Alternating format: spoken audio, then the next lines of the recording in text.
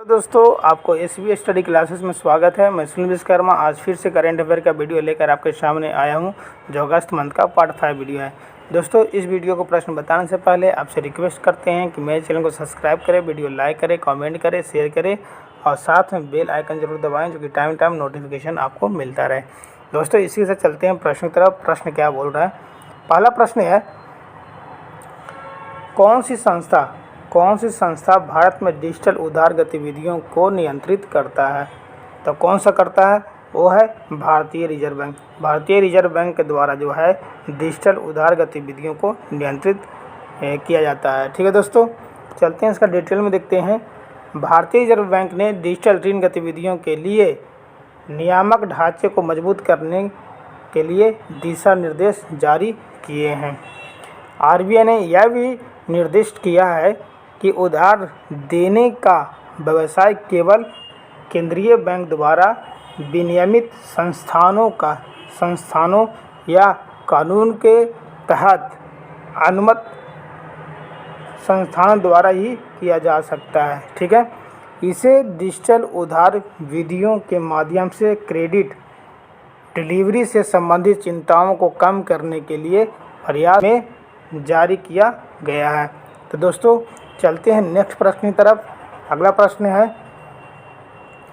Trans Himalaya multi dimensional connectivity network से कौन से देश जुड़े हुए हैं? तो कौन सा देश जुड़े हुए हैं? वो हैं चीन और नेपाल। कौन से? Trans Himalaya multi dimensional connectivity network से। ठीक है दोस्तों, इसका डिटेल क्या है? चीन trans Himalaya multi dimensional connectivity network के तहत नेपाल के साथ सीमा पार रेलवे के लिए एक व्यवहार्यता अध्ययन के वित्त पोषण के लिए सहमत हो गया है। यह बेल्ट एंड रोड इनिशिएटिव का एक हिस्सा है। किसका हिस्सा है? बेल्ट एंड रोड इनिशिएटिव का हिस्सा है। ठीक है दोस्तों, चलते हैं नेक्स्ट प्रश्न की तरफ चलते हैं। किस संस्था ने virtual space tech park spark launch किया है? तो किसने किया है? इसरो के द्वारा जो है virtual space tech park spark launch किया गया है। ठीक है दोस्तों, चलते हैं इसका डिटेल देखते हैं।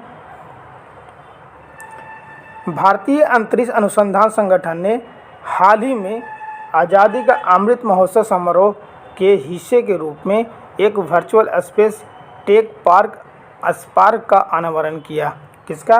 देखिए, virtual space tech park spark का अनावरण किया।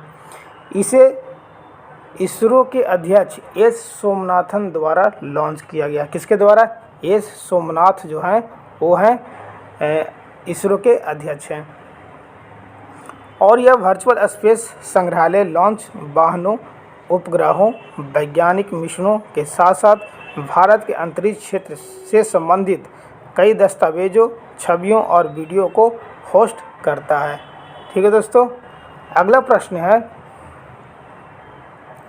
अटल पेंशन योजना के नियमों में हालिया परिवर्तनों के अनुसार लाभार्थियों की किस श्रेणी को बाहर रखा गया है?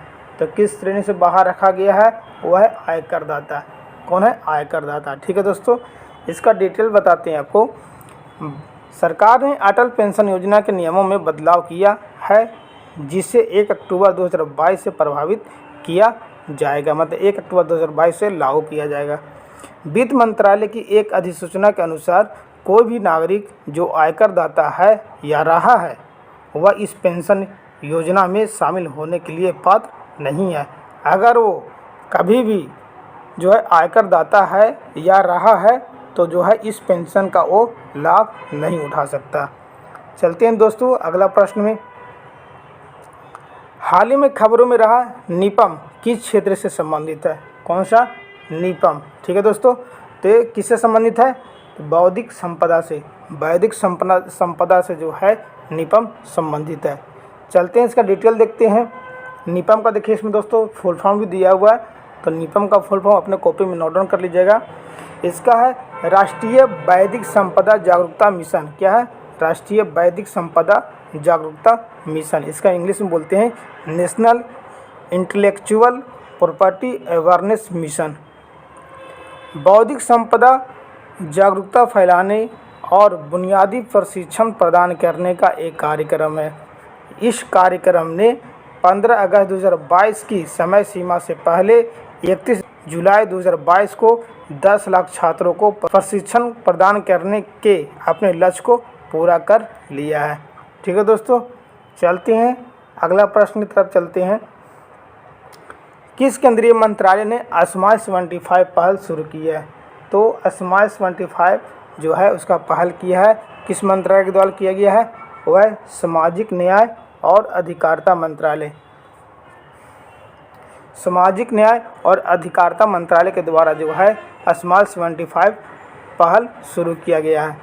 चलते हैं दोस्तों, इसका डिटेल में क्या बता रहा है। सामाजिक न्याय और अधिकारिता मंत्रालय भारत सरकार ने स्माइल, देखिए स्माइल का फुल फॉर्म क्या है? Support for marginalize individual for livelihood and enterprise के तहत स्माइल 75 पहल शुरू की है। मंत्रालय ने भीख मांगने के कार्य में लगे व्यक्तियों के पुनर्वास के लिए 75 नगर नियमों की पहचान की है।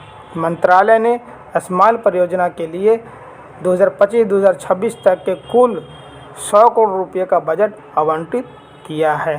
ठीक है दोस्तों, तो आप जो है स्माइल का फुल फॉर्म जो है इसमें जो दिया है उसको कॉपी में नोट डाउन कर लीजिएगा, क्योंकि एग्जाम में आने की संभावना होती है इसका। अगला प्रश्न है, किस देश के उदार शक्ति नामक द्विपक्षीय हवाई अभ्यास की मेजबानी की? तो किस देश ने किया? तो मलेशिया ने। मलेशिया देश ने जो है उदार शक्ति नामक द्विपक्षीय हवाई अभ्यास की मेजबानी की है। चलिए दोस्तों, इसका डिटेल पढ़ते हैं। इसका डिटेल है, मलेशिया उदार शक्ति नामक द्विपक्षीय हवाई अभ्यास का मेजबान है। ठीक है, इस अभ्यास में भारतीय वायुसेना की एक टुकड़ी भाग ले रही है। इस 4 दिवसीय अभ्यास में दोनों वायुसेनाओं के बीच विभिन्न हवाई युद्ध अभ्यास शामिल है। पहला ऐसा द्विपक्षीय वायुसेना अभ्यास 2018 में आयोजित किया गया था। जो अभी जो हो रहा है इसके पहले भी जो है द्विपक्षीय वायुसेना अभ्यास जो है 2018 में हो चुका है। चलते हैं अगले प्रश्न की तरफ चलते हैं। जुलाई 2022 में दर्ज उपभोक्ता मूल्य सूचकांक आधारित मुद्रास्फीति कितनी है? तो इसकी मुद्रा जो है स्फीति जो है वो है 6.71%। कितना? 6.71% है। ठीक है दोस्तों, अगला प्रश्न है, हाल ही में किस केंद्रीय मंत्रालय ने DST स्टार्टअप उत्सव का आयोजन किया? तो किसने किया है? वह है विज्ञान और प्रौद्योगिकी मंत्रालय ने। विज्ञान और प्रौद्योगिकी मंत्रालय ने DST स्टार्टअप उत्सव का आयोजन किया है। चलिए इसका डिटेल देखते हैं। केंद्रीय विज्ञान और प्रौद्योगिकी मंत्रालय ने DST स्टार्टअप उत्सव का आयोजन किया। केंद्रीय विज्ञान और प्रौद्योगिकी राज्य मंत्री ने के अनुसार वर्तमान में 105 यूनिकॉर्न हैं, जिनमें से 49% स्टार्टअप टियर 2 और टियर 3 शहरों से हैं। ठीक है दोस्तों, अगला प्रश्न है,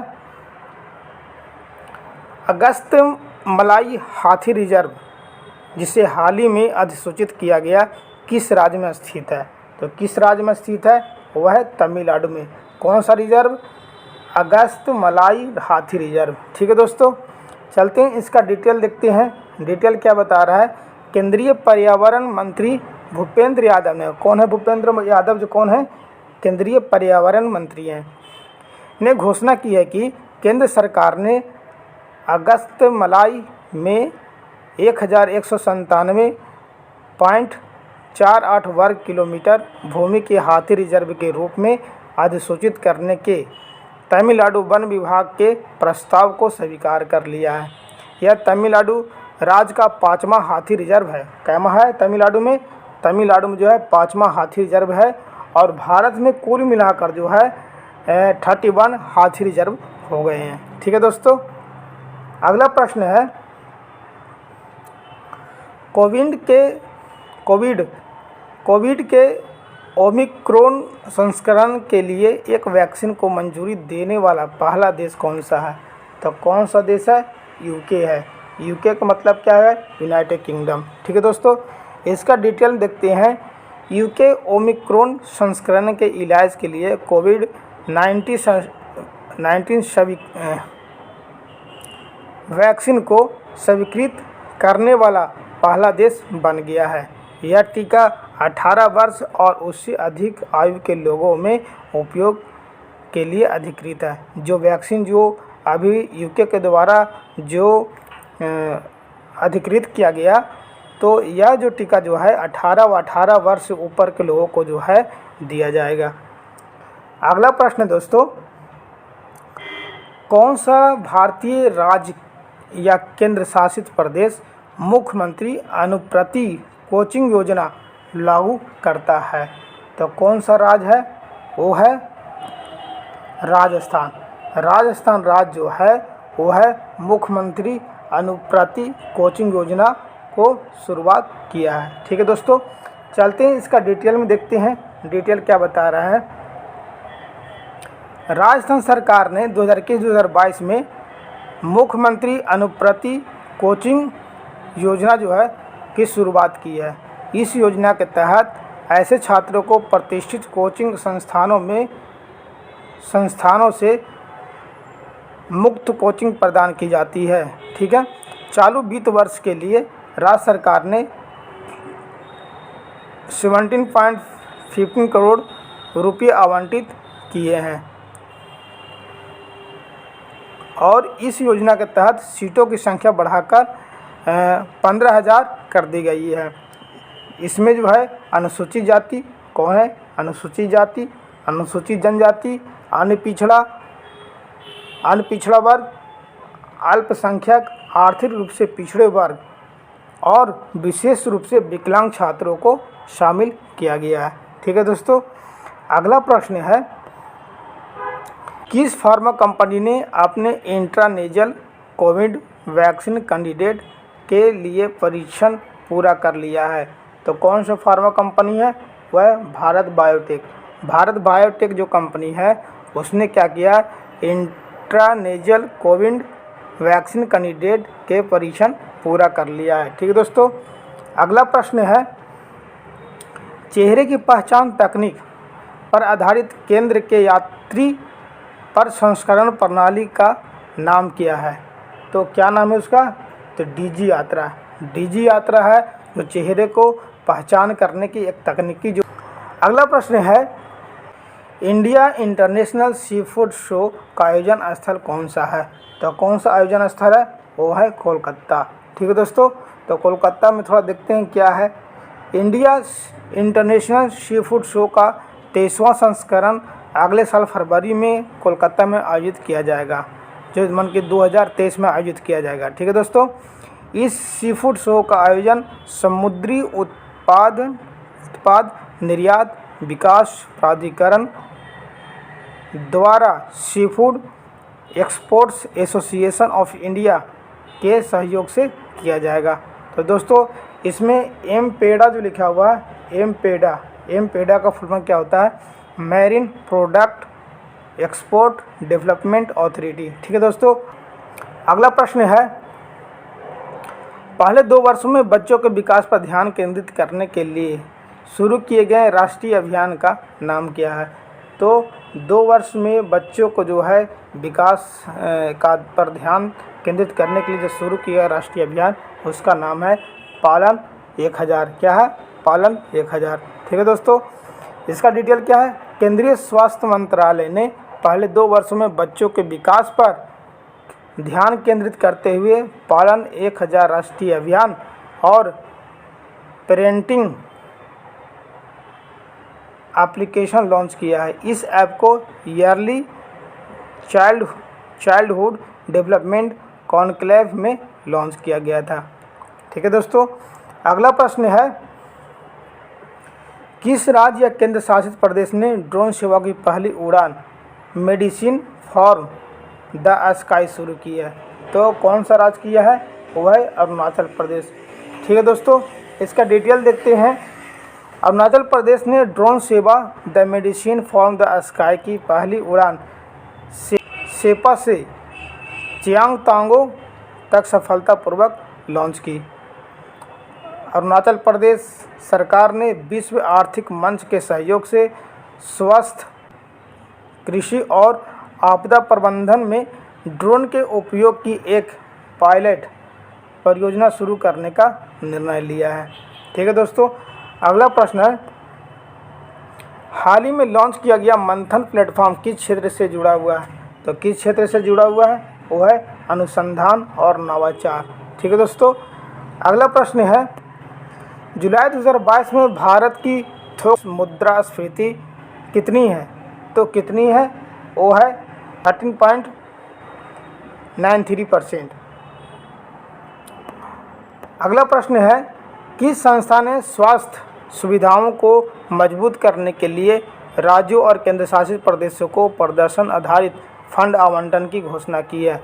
तो कौन सा संस्था किया है?